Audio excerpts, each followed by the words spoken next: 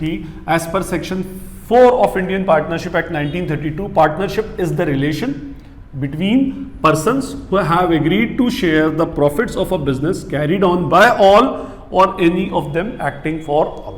ठीक है ना, ये एक रिलेशनशिप है. फर्स्ट इसके अंदर अगर हम देखें तो पार्टनरशिप इज द रिलेशन, ये एक रिलेशनशिप है बिटवीन द पीपल. ठीक है ना, बिटवीन द पर्सन्स. पर्सन्स बोला means they are talking about the plural sense. ठीक है ना, मतलब दो या दो से ज्यादा.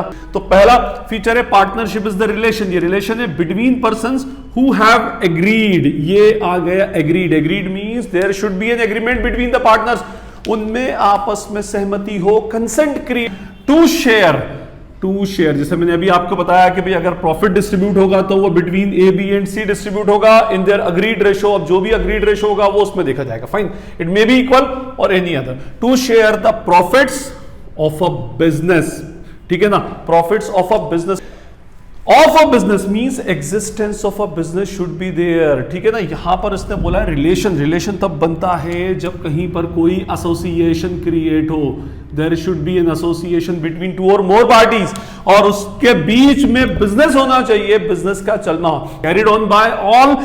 या तो सब लोग उसको कैरी करे मींस उसमें जो भी पार्टनरशिप फॉर्म में एक्टिविटी होगी वो सब करेंगे, और एनी ऑफ देम, कोई एक, एक्टिंग फॉर ऑल, सबके बिहाफ पर काम करेगा, जिसको हम पार्टनरशिप में बोलते हैं म्यूचुअल एजेंसी. तो as per section 4 of Indian partnership act, ये एक ऐसा रिलेशन है बिटवीन द पर्संस, दो या दो से ज्यादा पर्संस में, जो आपस में एग्री हुए हो. किस काम के लिए एग्री हुए हो?